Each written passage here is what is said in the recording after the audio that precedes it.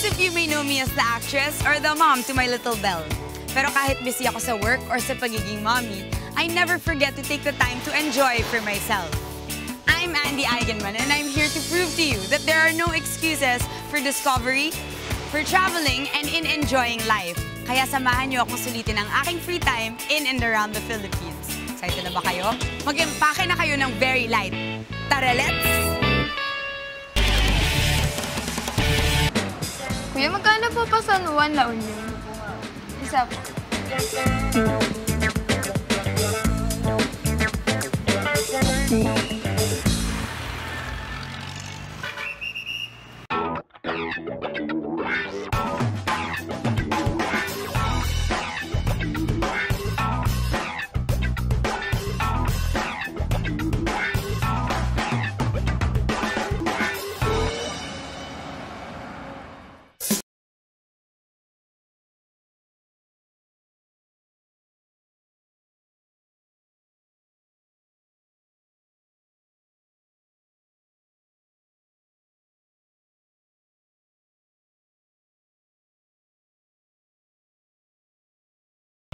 We're finally here! Yes. Kasama ko ngayon ang kapatid kong si Stevie. Dito kami sa La Union. Sobrang excited na kami para sa mga adventures namin dito. Because me and my sister, we really have a lot of memories here in La Union. We love this place and now, we're glad to be back here together. Tara, let's!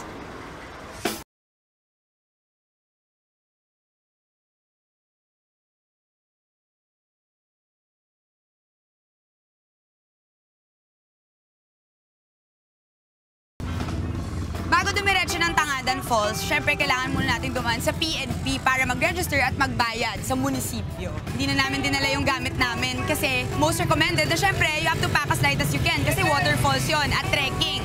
Pero para sa amin, sa tingin namin, tubig lang naman ang kailangan. So, tara, let's!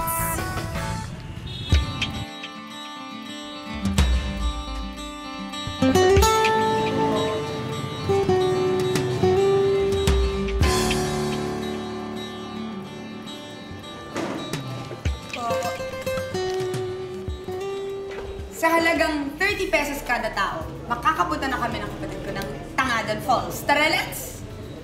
Kung kanina, sumakay tayo ng jeep from San Juan papunta dito sa San Gabriel, ngayon naman, papuntang Tangadan Falls, sasakay kami ng kapatid ko ng habal-habal. 150 per head lang yan. Let's go!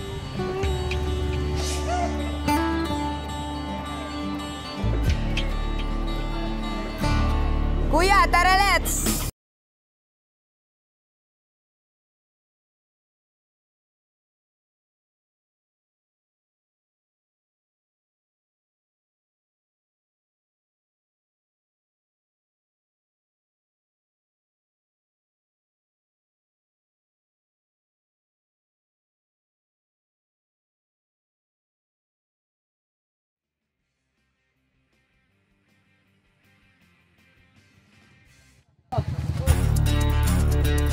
Bago tayo umabot sa falls mismo, kailangan muna natin mag-trek for about 15 minutes. Yung mga habal-habal naman, hanggang dito na lang kasi talaga sila.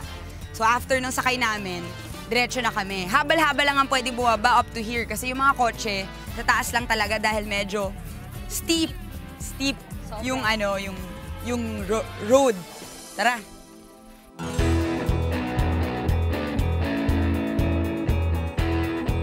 First time mo ba mag-trekking? Nakaka 1 minute pa lang tayo. Yung trek na to, medyo actually, mas simple lang siya. Ang problema lang, kailangan mo lang talaga mag-ingat kasi madulas. Kasama namin ngayon sa harap namin si Kuya Tour Guide, Raymond. Ito, say hi. Siya yung magdadaan sa amin papunta sa waterfalls. Lampa pa naman ako, so kailangan ko mag-ingat. Ikaw sis, how you doing? Okay naman. Slippery lang siya. Diba? Kaya medyo crucial nga pag trekking talaga. Shoes talaga yung tamang sapatos. Okay, mga nakakasiguro 5 minutes into the trek na kami. Narinig na namin yung falls, so nakaka-excite. Pero yung nakikita namin, damo pa rin. Malapit naman na tayo, kuya. Malapit naman. Mga siguro na 2 minutes. Mayroon pa yung hagdanan. Mga ilang step po yun, 200. Okay, sige. Okay yan, kaya yan. Burn some calories.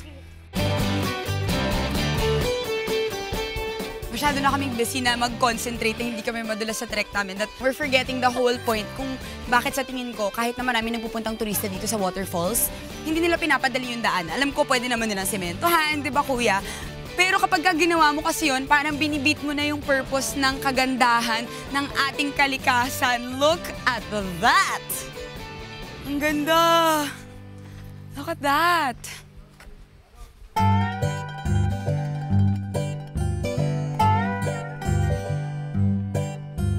Tara, let's!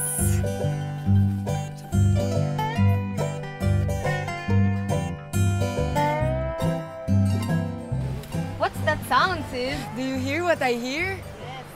Malakas na yung sounds ng falls. Malapit na, tama ba? Malapit na. Yeah! Pa-side draw. Pa-side draw. Huh! Nice! Noise! First time namin ni Stevie mag-trekking together. Sobrang ganda nung pinili namin. Ito na yung hagdan.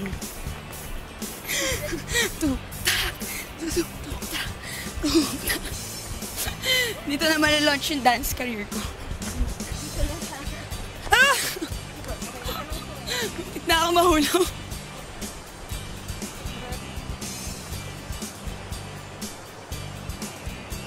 Ito na! Welcome to Tangadan Falls! We're here!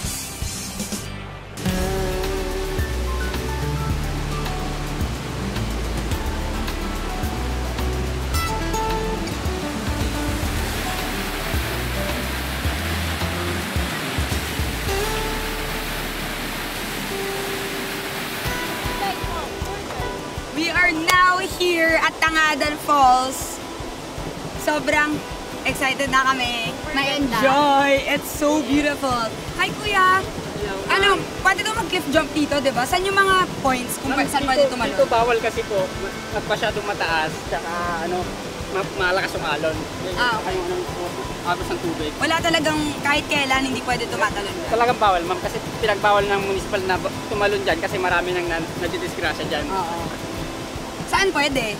Ma'am, meron pong namin na pwedeng talunan, doon po pwede. Mas maliit lang siya. Mas safe po So, doon, ma'am. mas... Opo. Are you gonna jump? Yes. Ako rin. Fun! Kuya, punta tayo doon. Sige, ma'am. Hey guys! Nandito na pala yung friends namin. Kanina pa ba kayo? Hello. Hey! Are you guys jumping too? Did you see the cliff where we're jumping? Yeah, it looks super fun. Nice! We're all jumping. No choice. Ito yung mga barkada namin ng kapatid ko. So, sama-sama kami dito syempre to experience the falls. At saka tatalong kami lahat doon. Konting lakad-lakad na medyo mababasa papunta doon. Abangan nyo kami panuorin nyo yung mga stunts namin.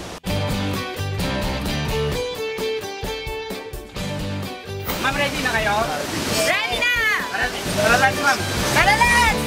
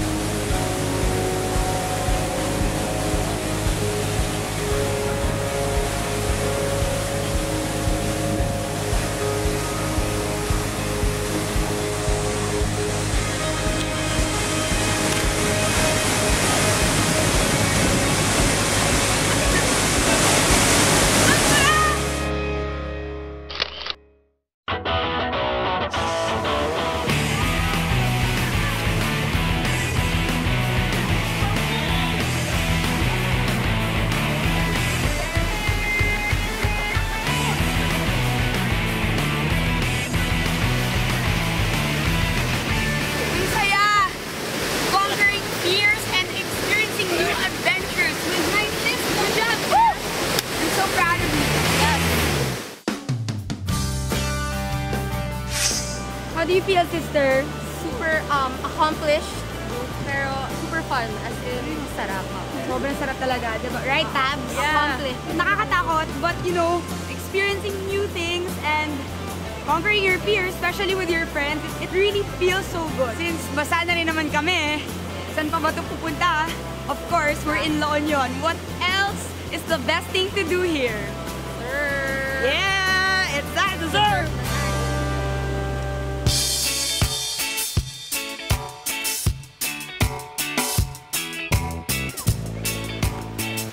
Finally, we're here by the beach to do the most famous activity at yung pinakadahilan kung bakit pumupunta dito yung mga tao sa San Juan, La Union para mag-surf, syempre. Nag-hire kami ng instructor para tulungan kami mag-surf today. Let's go! Tara, let's!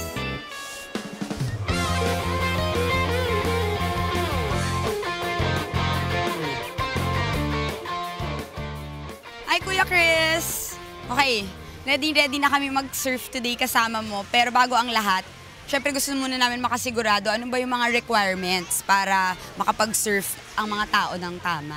So yung requirements natin, kailangan magaling swimming.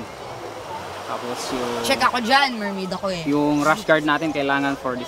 Iwas sa pagkakaroon ng sunburn na nakaka-harm sa skin. O kaya kami ni Stevie, syempre, sinigurado namin, no, kuya, naka-bathing suit na kami talaga ng tama. Na safe na bathing suit talaga yung pinili namin. Yeah. Kailangan natin lang na hindi tayo mahubaran. Oo. Okay. Kaya kami excited mag-surf dito kasi syempre, di ba, talagang pupunta dito yung mga tao to do that. And also, marami daw mga eskwelahan dito. Marami kami.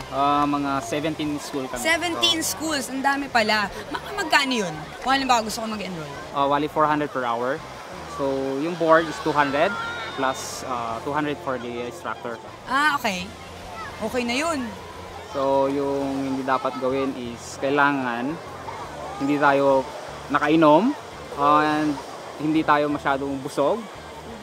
Kasi lalabas din yun pag ano. O pag mahirap mag-paddle out pag gano'n. O kuya, dali na. Turuan mo na kami. Okay, ready na kayo? Yes, ready na.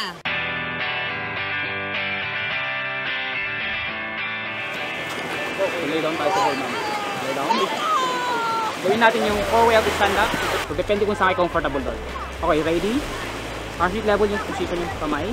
Ito, di ba? Armpit level lang. Armpit or chest. Okay, ready? Up. Okay, so slide and yung pop-up natin. So, kailangan natin ano yan, sa gitna. gitna lang, okay? So, okay yung pop-up natin. Okay, second way naman.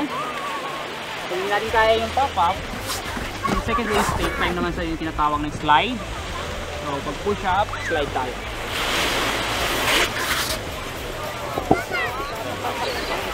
Okay. Hindi natin kaya yung second way. Third way. So, yung third way naman, is tinatawag ng bend up. So, gamitin natin yung glide. So, tayo na tayo. One step forward na lang. Swing under your body. So, That's the third way, bend up. ginagamit to pag mabagal yung alon. So, pwede tayo mag-step up. So, ito yung natawag na step. Okay, push up. Full push up. And plant yung front foot, 3 level chicken. And then swing your front foot over under your body. Okay. So, balik na. Okay. Ano, ready na tayo? Next. Okay, yung... Go na. Let's go. Tara, let's.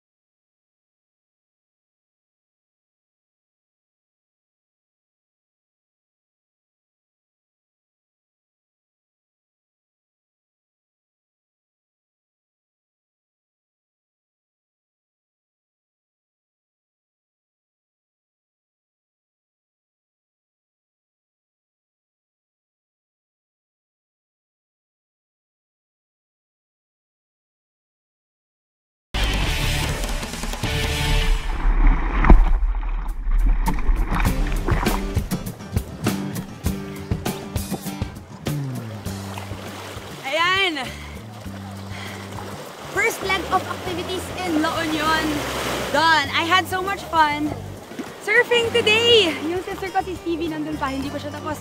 Nag-e-enjoy pa siya. Sobrang okay. Sobrang saya ko.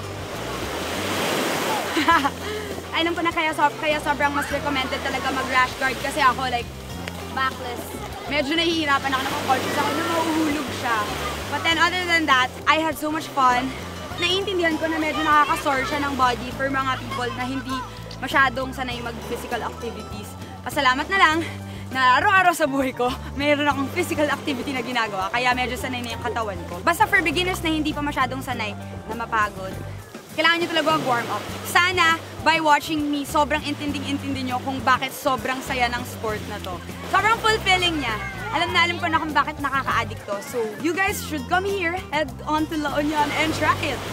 Hindi pa tapos ang araw ko ngayon sa La Union. And so, of course, up next, sobrang sarap ng kain ko nito, sure. I'm gonna meet up with my friend Din, na interior designer ng Flotsam and Jetsam, para i-tour ako around the best places to eat within a budget dito sa San Juan. Pero sa ngayon, swimming muna yung mermaid.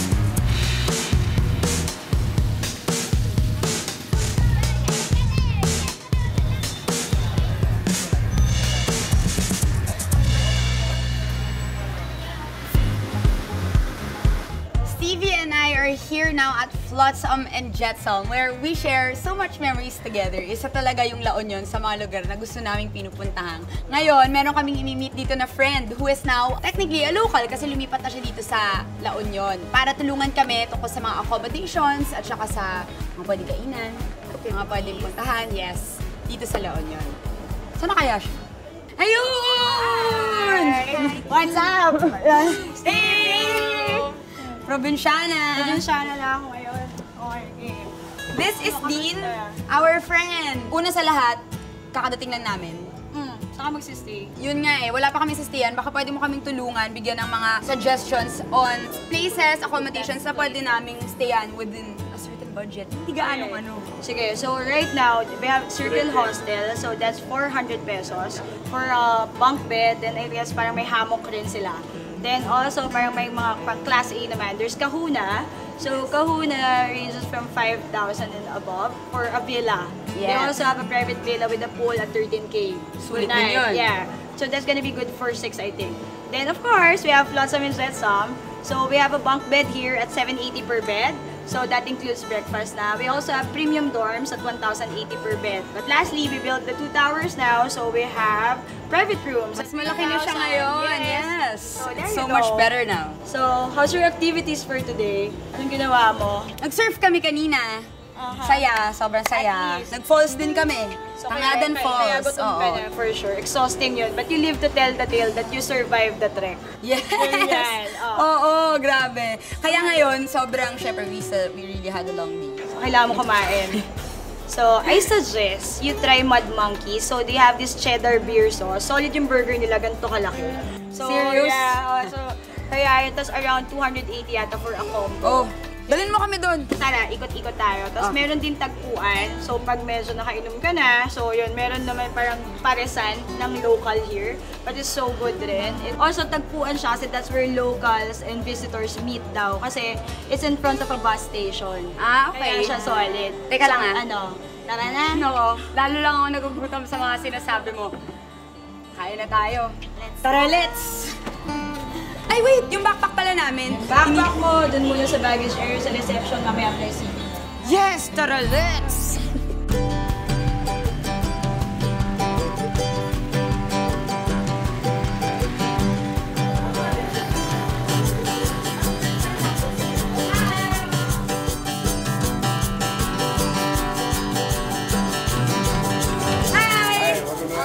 This is the place that Dean recommended to us the most, so sobrang excited kami to try your burgers. Okay, What sige, would you sige. recommend for me and my sister? Para sa akin, yung barbecue bacon tsaka yung BBLT. Okay, tig-isa nun. Isa doon? Okay. Thank you. Kami na. Let's wait for the burger. Excited na ako. Sobrang Very gutom hungry na kasi ako. ganito siya kalaki. Naaamoy ko na siya. Yeah.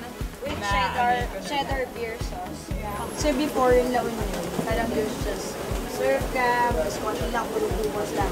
Ngayon, parang after a year, biglang kayo si Mad Monkeys, now we have Tagpuan on the other side, tapos meron ng mga homemade, dami ng mga concept restaurants na tinatayo dito. Yun din yung napansin ko, kaya ang saya pumunta. Kahit hindi siya masyadong malapit sa Manila, worth the trip siya eh. Okay talaga na lahat ng mga joints dito, pwede mo lakarin, di ba? Kahit wala kang dalang, kahit nag-commute ka lang papunta dito, say you took a bus, hindi mo ka na mag-worry Also, about parang transportation. Part of the experience here in La Union is you have to walk at the surf strip talaga. Para you get to experience na yung mga iba't ibang klaseng concept food na ginagawa ng mga tao dito. You guys, your burgers are ready. Yay! This Thank is the you! barbecue one and this is the BLT. Nice, nice. Thank you! Yeah, enjoy. Also, we have this sauce. It's over there on the table though. Oh, okay. It's our house sauce. It's sriracha, calamansi, and mayonnaise. Nice! Yeah. Mahilig ako sa maanghang. Share tayo rin sa pareho ah. Pakita mo. Every week I have my dose of Mad Monkeys burger. Free from Teo, of course.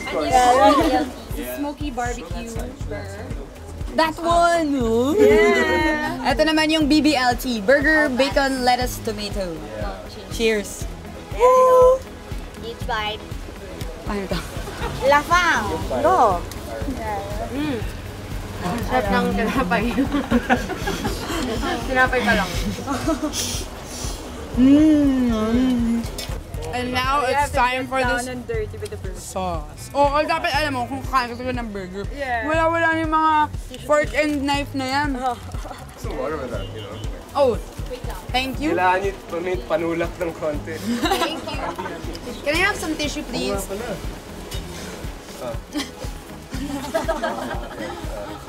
Oh, di ba? May taga-punas share na pa ako lang ng kayo. bibig. Not that hindi pa ako satisfied. Ano pa ibang pwede kainin?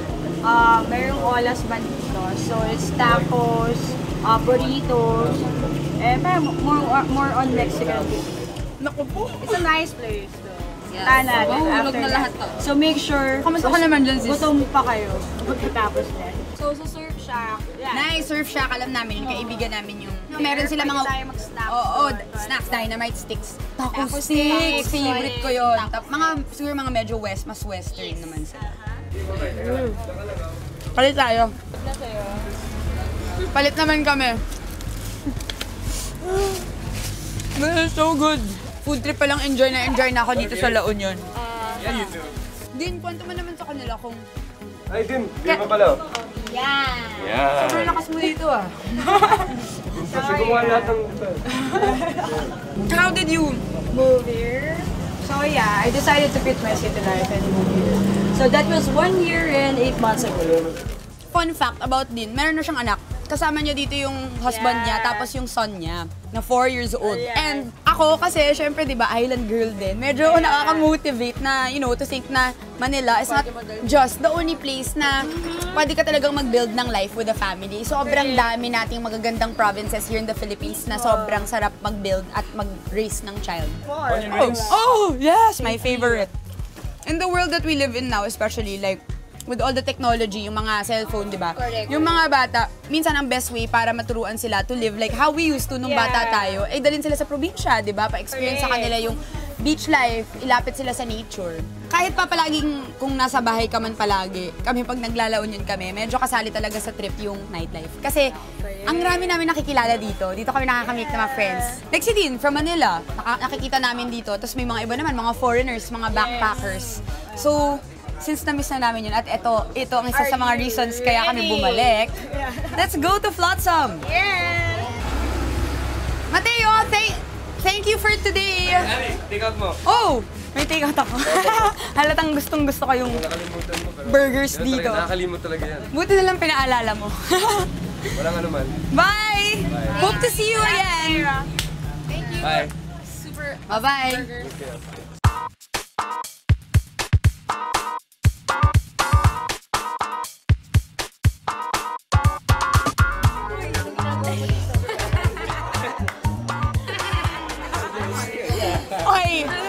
Guys, ngayon panahon na para i-enjoy ko na talaga yung nightlife dito sa La Union.